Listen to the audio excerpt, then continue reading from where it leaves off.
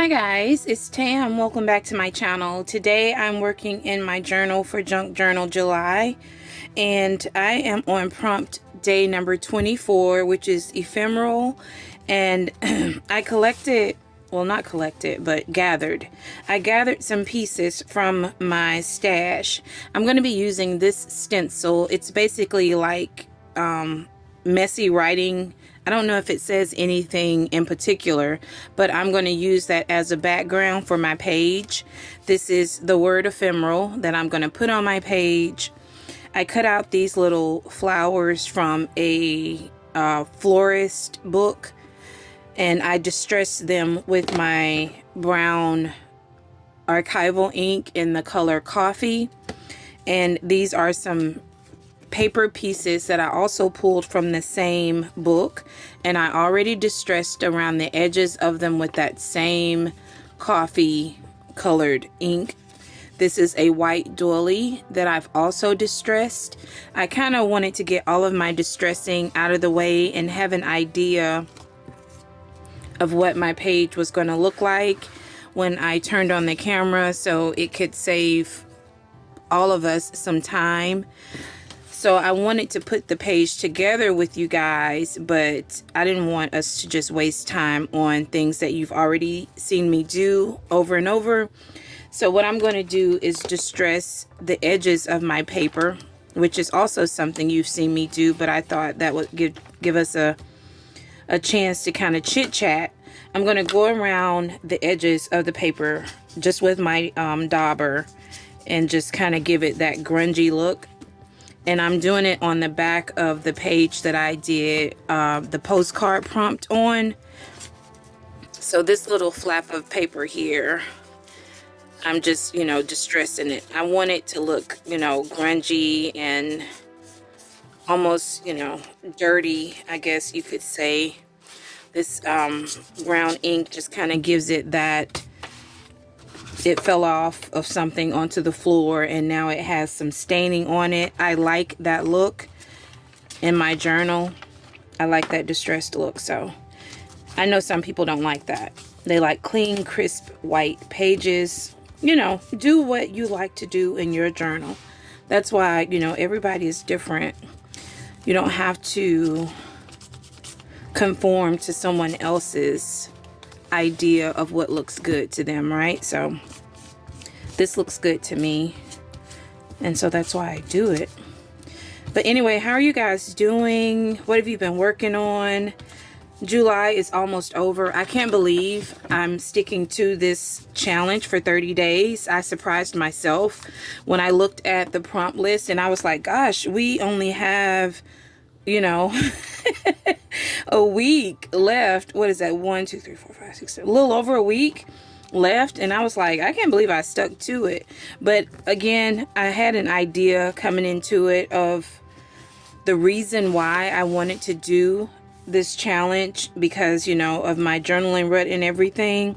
So I kind of wanted it to be something that I was going to be able to commit to.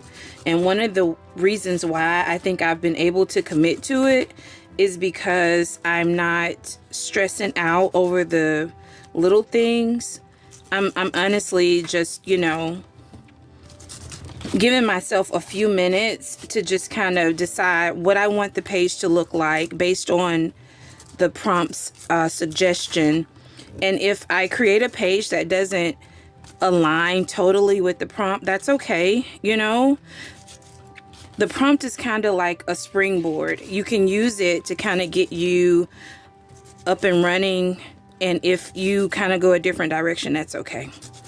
That's the way I'm looking at it anyway. Somebody may want to stick precisely with the prompts, but I'm not holding myself to the prompt if I feel like creatively I just want to go a different way. So I just use the prompt to kind of get me started. And if I take a hard right turn, that's okay. So I'm putting this stenciling down as my background. I know I'm going to cover, some of this, but what I'm not going to cover, I want it to the wording to kind of peek out. So I have an idea of the placement of everything, but again, you never really know until stuff start really coming together. And my dauber is shedding, so all these little balls of stuff that's coming off of it. But I'm just making sure that I got the parts of it that I want covered, because again, I want to be able to see the wording. I know around this edge I may not have a whole lot of decoration on it, so I just want to make sure I get the edges a little bit, maybe even down here, and just press harder. You know, go in soft, because I don't want it to be too intense, because I am going to do some journaling on top of this stenciling background. But like where I don't see it at all, you know, just kind of press harder to make it just a little bit more darker. So I think that's good. And that's how easy that background is. I think that's all I really want. I don't know if you can see it. As I watched the playback on some of my videos, I was like, you know, that's really difficult to see. So bring that closer for you guys to kind of look at it a little bit. So now what I'm going to do is now just put my page together.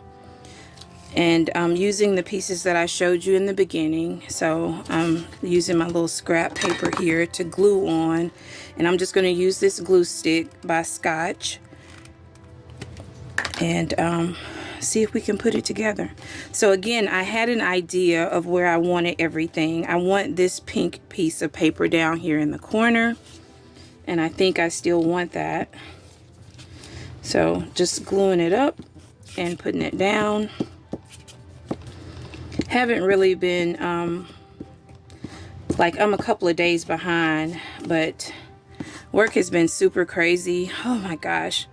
I promised God when he gave me this job, because I had been looking, you know, for a while. I had stopped working initially because of some health issues. And then my husband was like, you know, let's just try to get your health, you know, back together. And then we'll decide whether or not you need to go back to work, or if, you know, we're going to be okay financially with you not working. So that was how it started, with me taking some time off of work. And then it went from that to me going back to work for a little bit, and my health issues started to creep back up. Most of it, honestly, is due to stress. I have an autoimmune disorder, which is triggered by stress. And, you know, I'm really trying to get my responses, like, you know, things I can't control, trying to keep that to a minimum. Like, you know, if I can't control it, I honestly don't. I want to get to a place where I don't stress out about it, but that's easier said than done. So, anyway, I'm triggered by stress most of the time concerning, you know, my health issues. And so when I'm stressed out, I get sick, I feel sick, I look sick. My body is usually going to start to inflame. Like, I have severe inflammation once I get stressed out. And so I stopped working there at that job that was stressing me out. And it wasn't the job, it was the people on the job, if that makes sense. Like, some people just won't let you come to work and do your job. They insist on making things difficult for no reason. I don't know. The only thing I can, and this is turning into a vent session, so I'm sorry. The only thing I can figure is that people are unhappy generally in their life, and they bring that to work, and then they project that on other people. And just, you know, for no reason, they try to make things difficult for other people on the job. I don't understand that. Like, it's hard for me to wrap my mind around why I would be purposely trying to make someone's life difficult. That's my own personal conviction. Like, if I can help you, I want to help you. If I can't help you, I'm just going to not do anything at all. I'm not going to try to make your life difficult. That's just me. Other people don't feel that way, obviously. And so just having some issues with people on the job, and that started to stress me out. And then, you know, I was like, you know, I can't be here with these people. You know, I don't understand them, why they do the things they do, say the things they say, try to make things difficult for no reason. And so I left that job. And so again, I wasn't working for a while. And then financially, I needed to work. Like, things were not good with our finances, that income that we needed. So I had to go back to work, and that's where I am now. I prayed and I asked God for this job, and he gave it to me. And it's super busy. Like, it's a job that you have to be working on all cylinders all the time. So it's one of those type of jobs, and I'm just, today was one of those weeks. And so I was like, you know, I couldn't journal. After I got off of work, I just wanted to sit down and do nothing. A couple of days I had to find something to cook. And after you do that, you want to do even more of nothing. And so I got a couple of days behind with my journaling. So I'm doing day 24 on camera with you guys, but I may do day 25 off camera just to get caught up. And, you know, I don't have to record every day, but I do want to bring you guys on part of this journey with Junk Journal July, as far as, you know, me doing some of these prompts. So as you can see, this is my ephemeral page and how quickly it came together. And I love it. It's beautiful to me. Distressed around it.